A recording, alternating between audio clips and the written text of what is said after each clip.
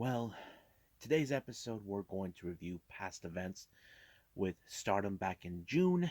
We got Sendai Girls with their much recent event back in November, and of course, the much recent GCW event, So Alive, but also on real time what took place with AEW Dark Elevation, and plus some news updates regarding a former TNA, now Impact Wrestling star, or should I just say TNA, who recently passed away, Ian Riccaboni, the commentator for Ring of Honor, who now is out of the job, but apparently he gave some good news. House of Glory, in the other hand, have their next pay per view, which I will share with all of you. And of course, ChocoPro is back for season 11, and I can't wait to share all of this information with all of you. But for right now, let's get started with another episode of Deleted Wrestle Zone.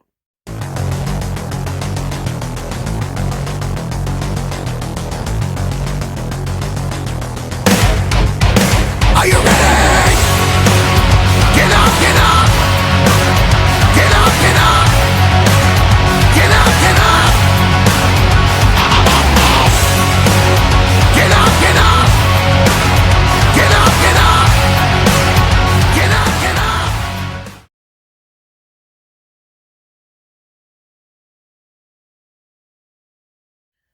Welcome everybody to Deleted Wrestle Zone, all things that it's pro wrestling with AEW, NXT, New Japan Pro Wrestling, Impact Wrestling, the National Wrestling Alliance, various promotions, wrestlers, matches, and championships. I am your host, Jay right here. So, let's review one of Stardom's past events that took place back on June 23rd of this year. It's called Take Care of Iwate, which is a city. If you guys ever seen Being the Elite, uh, Nick called the town Iwate Iwate, and Kenny had to correct how it's pronounced or said. But yeah, so there were some good. Had five interesting matches. Now, however, watching this, they Stardom just revealed that they were having technical difficulties showing the first two matches. They had to use one camera for the time being. So they it was a good thing. I gave that a definite plus for those for Stardom being persistent about the kind of things they do. But yeah, so let's talk about this event. The first match is Lady C versus Azumi. Now, the dynamics in this match, I can tell you, Lady C, she's a very tall woman. Azumi, she's short, but she has her one weapon, her speed, or should I say her high speed. It could work at any way, but not only she's good as a high speedster, but she does have submission capability. She even knew that Lady C's elbow from that time is messed up, so she targeted that completely. I have to say Azumi played a very smart move to take out Lady C, and force her to tap out, which was a good match. Now, this next match was also good. I think this one is one of my favorite ones of the night. It was Momo Watanabe of Queen's Quest taking on Cosmic Angels Unagi Sayaka. This match was balls to the walls, no holds bar type, where no one holding any punches. These two definitely don't like each other completely.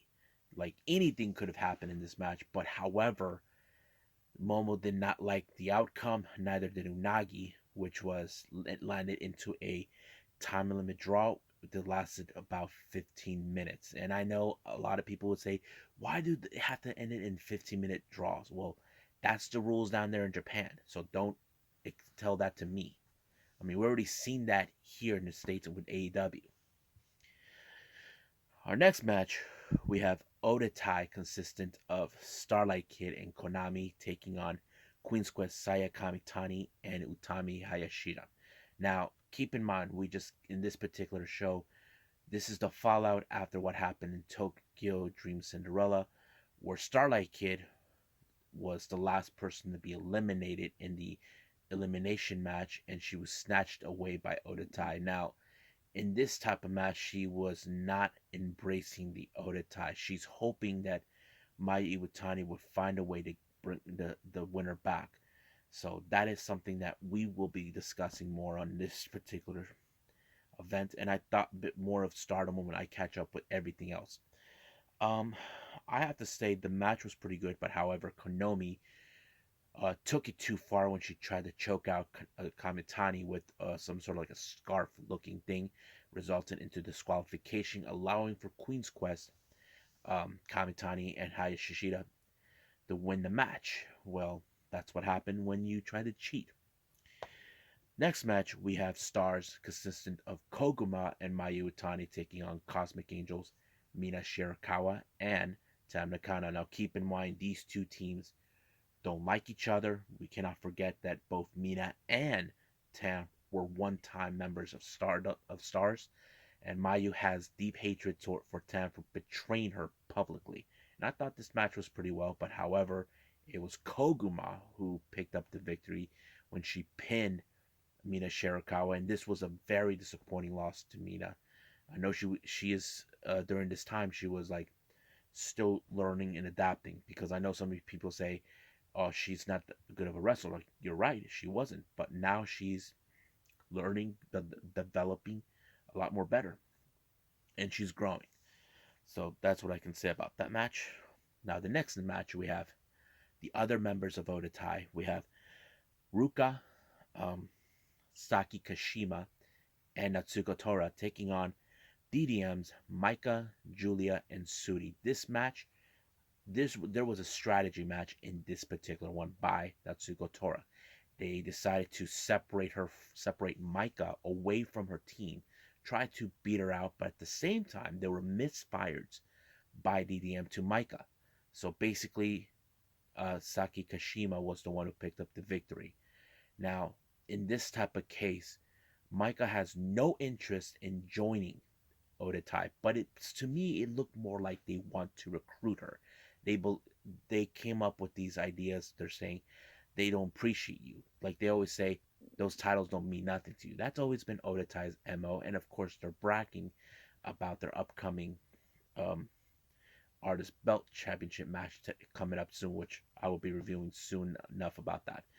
But I have to say the show was pretty good. Not the best. It was good, but my favorite match was between Momo and Unagi. I think that's one of my favorite ones of the night. But hopefully I get to review more of Stardom while I catch up with everything. But right now, I think we're moving on to the other Yoshi promotion. This one is coming from Meiko Satomura's promotion, Sendai Girls. So let's do that right now.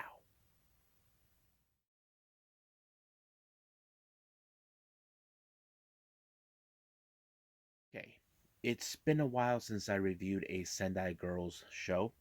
There is no direct name to this one, but all I know is it took place on the 23rd of November in Korakuen Hall. Um, it was a pretty good show. They did have one title match, which was the tag team titles, but I'll get to that in a bit. But however, the first four matches, they were part of the first round matches for the Jaja Uma tournament first rounds. So let's go from those four matches. First match, we have Madeline, who I mentioned many times, who appeared at Ice Ribbon or Diana, was taking on Yurika Oka. Pretty good match. I mean, it was pretty amazing.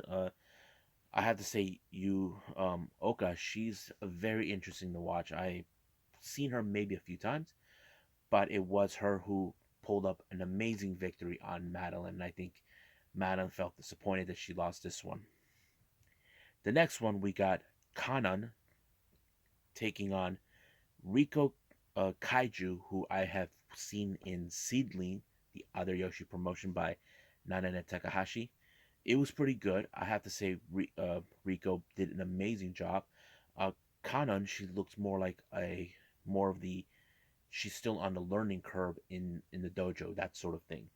But it was Riko who picked up a good victory when she pinned her completely down on the ground, and 1, 2, 3. Good night, Irene. Next match, we have someone who I mentioned many times over, Aruka Umasaki taking on Chi Ozara. Um, it was okay. I mean, not the best, But Uraka was one of those girls that I actually pay attention to. But she picked up an amazing victory when she jumped off the turnbuckle and 1, 2, 3. That was it. The next one we have Ami Miura taking on Ai Ozan. It's pretty good, but however, I noticed how Ami Miura is. She's like hungry, like she wants to win this match, and I was amazed by her ability. She put her in a torture rack, so basically, she had no other choice. AI has no other choice but to tap out. Now our next match we have a three-way match. We have veteran Sakura Hiroda versus the Destroyer Hiroyo Matsumoto and Naname. Now this match there was a lot of bit of the comedy. If you guys are fans of Sakura Hiroda, she is a comedian. Many people have talked about her highly of her, and she put it. And mostly the one who's being tortured by her was none other than the Destroyer herself. And I don't think she likes that one too bit. But unfortunately, it was Iroyo's powerhouse that was able to put both these women away, allowing her for herself to win this match. Now, our next match, we have tag team action. We have Asuka teaming with DDT's uh, wrestler Saki Akai taking on Mika Iwata and, of course, Dash Chizako. Now, this was a really, really good match, in my opinion. But to my surprise, it was Saki Akia who picked up the victory when she submitted Mika Iwata and forced her to tap out. And I think she was a bit surprised that she actually pulled it off. But of course, it was really good. I enjoyed that part. Now, our next match, our main event, is for the Sendai Girls Tag Team Championship. We have the challengers, Team 200 kilograms, consistent of Yu, Chihiro Hashimoto taking on the champs, Andras, Miyagi, and Ibiki. This match was all powerful. Now, Team 200 kilograms are more the powerhouse group, but however, Miyagi and Ibiki are more of the kind of like similar to Odatai. Now, those who don't know, Andras Miyagi was a one-time a member of the of Odatai, and somehow those tactics still are in her.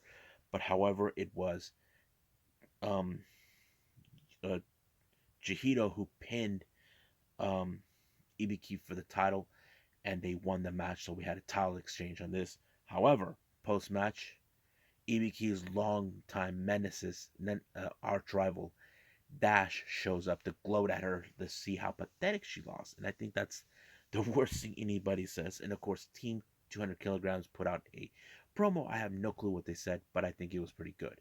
Now, what I thought about the show, it was pretty good. I think the tournament was very interesting.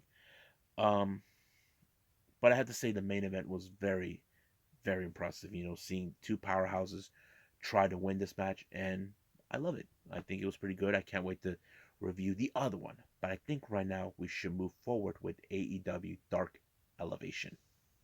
Oh, never mind. I messed up. It's in fact GCW So Alive.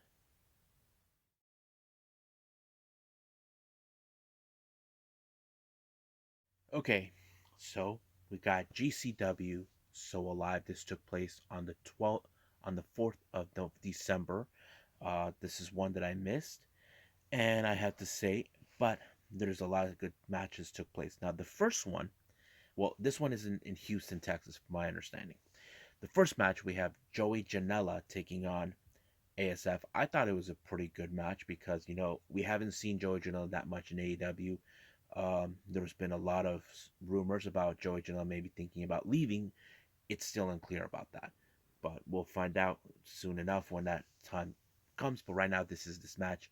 I have to say ASF did an amazing job dodging certain moves or trying to escape certain moves by Joey Janela, but Joey Janela, he is just too much for ASF, allowing himself to win the match. So Joey won the match. This next match is the debut of Demonic Flamita taking on Tony Deppen. This was one of those hard-hitting matches. Now, you know Tony Deppen. He is one of those guys that doesn't give a damn. But when it comes to guys like Demonic Flamita, he's not going to let it stand the way he acts. You know, he flipped off. Flamita just flipped off a fan. But it was amazing that he was able to pick up the victory against Flamita.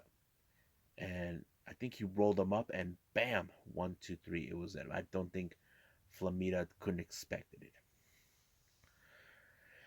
Next match.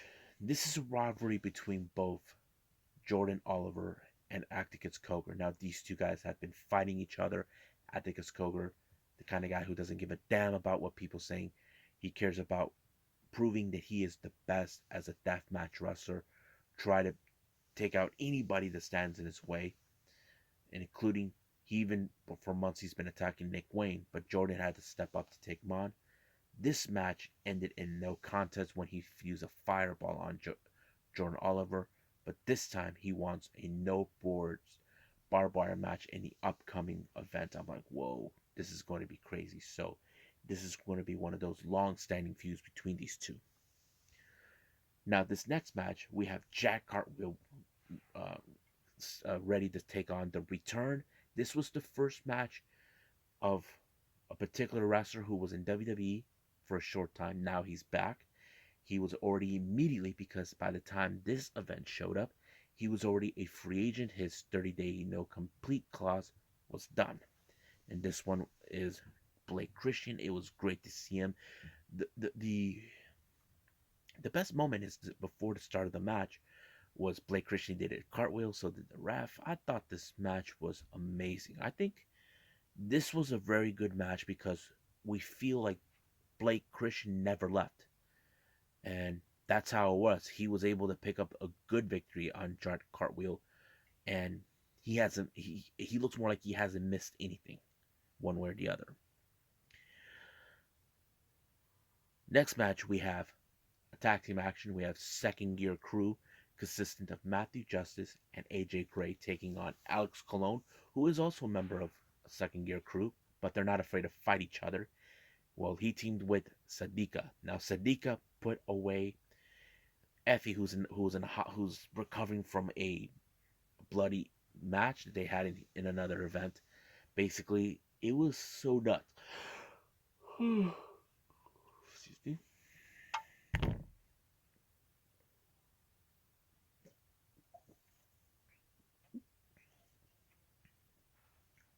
So anyway, this match was so crazy. Tables, ladders, doors, chairs, the whole shebang. But it was two Second Gear Crew that won the match when they pinned Alex Colon. I thought it was a good match. I enjoyed it. Now our next match is a 6-way scramble match. Anything could happen. We have Gringo Loco versus Derange versus Drago Kid versus Nick Wayne, Fuego versus Fuego del Sol versus the Big House, the Big Sam Stackhouse. I thought this match, but Stackhouse was the bigger threat. I thought it was nuts, but Fuego did some amazing moves that I feel like we may never see it in AEW that much. But seeing it here, it was a lot more funner. But I think the biggest moment is when he took out Sam Stackhouse and allowing himself to win. And I'm like, wow, that was great. I just was amazed. But this was his debut event, just like Flamita with GCW. But people are yelling out saying, please come back. And I hope he does. I mean, he deserves to be recognized in other promotions too. Our next match is for the GCW World Tag Team Championship. We have the challengers Ninja Mac teaming with Dante Leon, a guy that he had faced multiple occasions, taking on damn boys, the Briscoes, Mark and Jay Briscoe. It was a freaking great match. Ninja Mac completely, to me, I feel in this match we have a couple of high flyers taking on one of the best tag teams in the world. I mean, the Briscoes are amongst those that we can say they are the best. But however, when it comes to the Briscoes, these guys, they're all out war. They don't play by anybody's rules. But that's how I feel it rolls with them. And I'm practically happy with how this whole match was. But it was the Briscoes that retained the titles. I was like, okay, it was good. So I can't wait to see what this is going to take place. Our next match, we have Thunder Rosas versus Alley Catch. Alley Catch, on the other hand, has said negative things onto Thunder Rosa, and Thunder Rosa meant business, and she pulled it off, and she put every stop. Even Alley put every stop, but it didn't do any well until somehow Thunder Rosa put her in the chokehold and forced her to tap out, allowing herself to prove once again that's why she is La Mera Mera. And I thought it was amazing. This next match, this is between Jimmy Lloyd versus John Wayne Murdoch, who I mentioned on IWC. Now, this was the first time in 2 years Murdoch has appeared in GCW, but Jimmy Lloyd took offense to this fact that he showed up.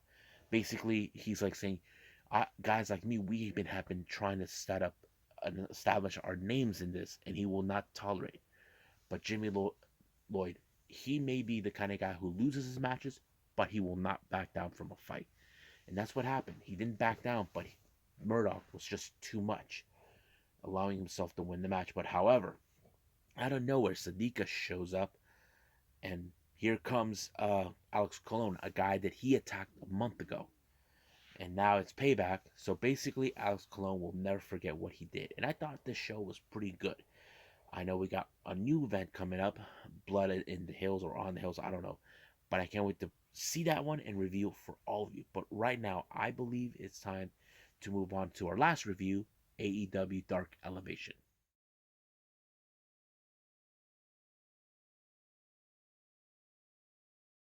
Okay, so the last thing I've got for all of you is AEW Dark Elevation. They only had 7 matches. First match we have is Thunder Rosa versus Gabby Ortiz. Now you can guess this match fall into favor for Thunder Rosa when she put her away with the Fire Thunder Driver. But however, Tony Schiavone showed up because, as you know, Thunder Rosa is one of the last 4 wrestlers involved in the TBS Championship Tournament, and she faces against um, Jade Cargill. Once again, Thunder Rosa did not like the fact that last time she was in a trap, but this time it wasn't. And this feud between both Cargill is just going to escalate until that day of the match when they face off. Next match, we have a very unique team set up in women's tag team. We have Red Velvet and Chris Statlander taking on Nikki Duke and Tina San Antonio. I have to say it was this combination between Red Velvet and Chris Statlander was pretty good, but it was Chris Statlander to put Nikki Duke in the Big Bang Theory in allowing her to win the match. Next up, we got the Gun Club. Austin, Colton, Billy taking on Joey Sweet, um, Antonio Zambrano, and Jack Tomlinson. But however, it was Austin who pulled off the victory for his team, winning the match. So basically, we know they were already defeated, but as a trios, I don't think so. But everything else, no. Next match, we have Emi Sakura with Mei Shiruga taking on Notorious Mimi. You know for a fact May is going to get involved. That's why I kept telling people when I watch ChocoPro, I call her the little sly devil because she is a sneaky one. Now, Eddie Kingston said he doesn't trust her, but the others said they don't trust Lulu. Like, Eddie Kingston even defends Lulu, but I thought it was pretty good. But I enjoyed it a lot, with the whole match. But however, it was Emmy that I mean, made allowing for Emmy to win when she used the scepter on her, and that was it. Next match, we have Anthony Ogogo taking on Jaden Valo. he did like a somewhat version of the angle slam, but it did help him win the match. So he pinned Adrian like that quick. It just went completely fast. I thought he was going to knock him out, but nope, it didn't go. Next up, we got Santana and Ortiz taking on Anthony Gagoon and Mike Vern along with Prince Nana. Take, I thought it was a pretty good match, but it was the combination of techniques between with Santana and Ortiz that allowed them to win the match, and I thought it was amazing. Then finally, our main event was Tony Nese taking on Alex Reynolds of the Dark Order. It was nuts, but it was Tony Nese that won by using the turnbuckle side in order to give him the edge, and that's exactly what happened. So he won the match just like that, just pinning him when he used the turnbuckle. So it was a pretty good show. I enjoyed it. There'll be more AEW stuff to come, but right now I think let's move on with some news updates right now.